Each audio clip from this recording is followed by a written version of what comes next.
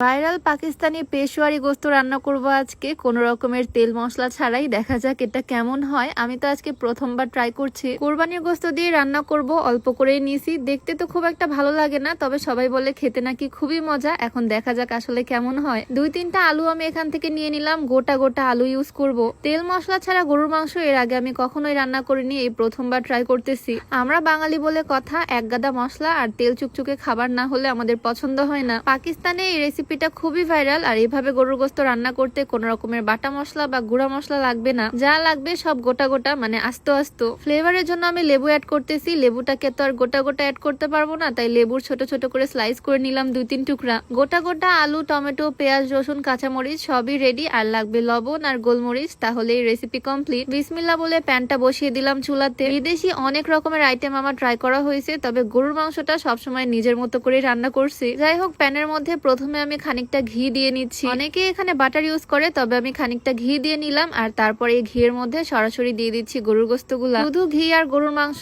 এখন এটাকে ভালোভাবে একটু ভেজে নিচ্ছি।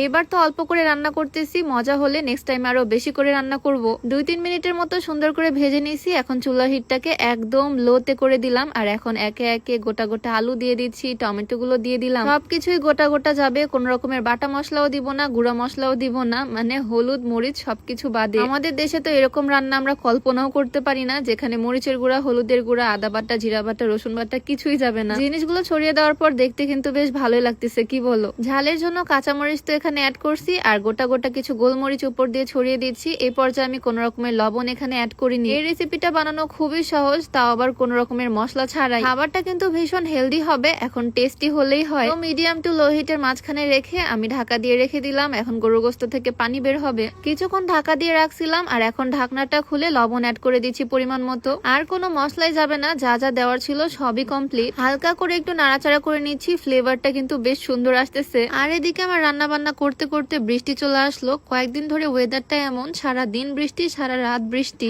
তো এদিকে সবকিছু একটু নাড়াচাড়া করে তার মধ্যে বেশ খানিকটা গরম পানি ঢেলে দিলাম। এখন গোস্তগুলো সিদ্ধ হয়ে যাবে সুন্দর করে, আর আমার রান্নাটাও কমপ্লিট হয়ে যাবে। এই রান্নাটা করা কিন্তু খুবই ইজি, প্রসেসিংটাও খুবই সহজ, আর বেশি কিছু লাগেও না। রান্না কমপ্লিট হওয়ার ওয়েট করতেছি, আর বৃষ্টি এনজয় করতেছি রান্নাঘর থেকেই। চুলায় গরু মাংসটা রান্না হচ্ছে, আর এদিকে আমি তোমাদেরকে দেখিয়ে দিই কিভাবে তোমরা ওজন কমাতে পারবা। স্লিমিং টিটা বডির অতিরিক্ত চর্বি দূর করবে, স্লিম করবে। আর এটা সম্পূর্ণ প্রাকৃতিক উপাদান দিয়ে তৈরি, তাই কোনো রকমের সাইড এফেক্টেরও ভয় নাই। এইটা তোমরা beauty by Lim Facebook page থেকে পেয়ে যাবা। এটা কিন্তু ওজন কমানোর সাথে সাথে গ্যাস্ট্রিকের সমস্যাটাকেও দূর করবে। পেজটা ডেসক্রিপশনে মেনশন করে দেওয়া থাকবে, নাম্বারটাও স্ক্রিনে দিয়ে দেওয়া থাকবে। তো এদিকে আমার গরু মাংস রান্না করা কমপ্লিট, আলহামদুলিল্লাহ। খুবই সুন্দর গন্ধ আসছে। কালারটা একদম ফ্যাকাশে আসেনি, টমেটোটা গলে গেছে, সেজন্য লাল লালি হয়েছে কালার। বাটা মশলা, গুঁড়া মশলা ছাড়াই গরুর মাংস রান্না করে ফেলছি আজকে। এখন দেখা যাক এটা টেস্ট কেমন হয়। নামানোর আগে আমি চেক করে নিয়েছি, আলু মাংস খুব সুন্দরভাবে সিদ্ধ হয়ে একদম সফট হয়ে গেছে, আর দেখতেও কিন্তু বেশ ভালোই লাগতেছে। দেখতে খুব একটা খারাপ হয়নি, আর এটা স্মেলটাও দারুণ আসতেছে।